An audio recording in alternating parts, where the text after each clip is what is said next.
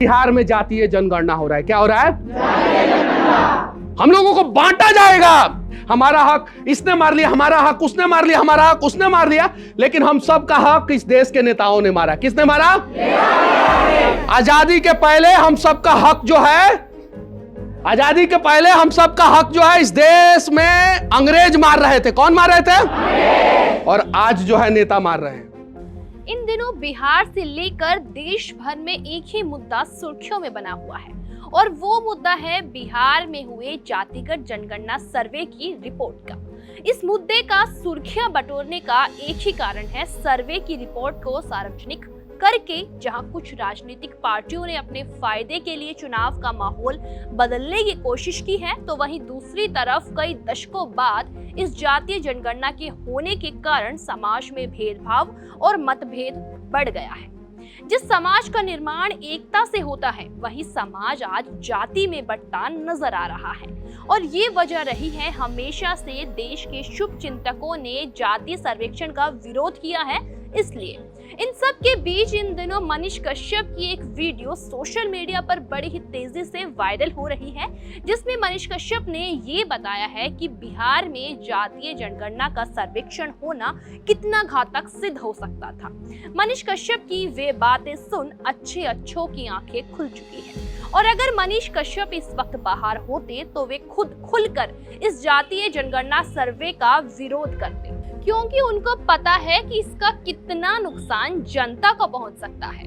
दोस्तों, ये बात तो हम सभी जानते हैं कि मनीष कश्यप एक ऐसे शख्स रहे हैं जिन्होंने हमेशा से बिहार के उज्जवल भविष्य की न केवल कामना की है, बल्कि उसे साकार बनाने की भी हर एक मुमकिन कोशिश की है।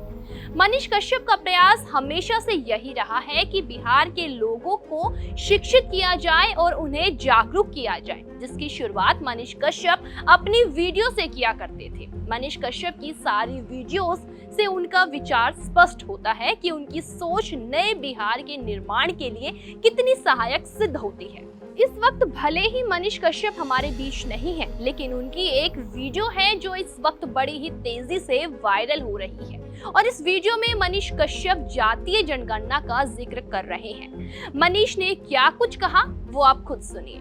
बिहार में जातीय जनगणना हो रहा है। क्या हो रहा है? हम लोगों को बांटा जाएगा। पहली बार जातीय जनगणना कहां हुआ था पता है? कब हुआ था? आप लोगों को पता है कब हुआ था? कब हुआ था? अंग्रेजों ने किया था। 1932 या 37 में किया था। किसने किया था? अंग्रेजों ने। कहां पे जातीय जनगणना किया था? हिंदुस्तान में। कहां पे किया था? अगर जातीय जनगणना से फायदा है तो अंग्रेजों को पहले इंग्लैंड में जातीय जनगणना करना चाहिए था। करना चाहिए था कि नहीं करना चाहिए था? करना चाहिए था।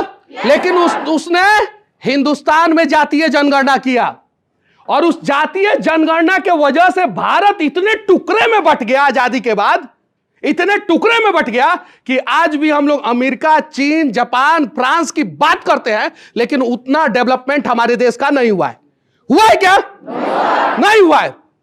हम बोलते हैं कि हम SC ST हैं, हम OBC हैं, हम स्वर्ण हैं, हमारा हक इसने मार लिया, हमारा हक उसने मार लिया, हमारा हक उसने मार लिया, लेकिन हम सब का हक इस देश के नेताओं ने मारा। किसने मारा?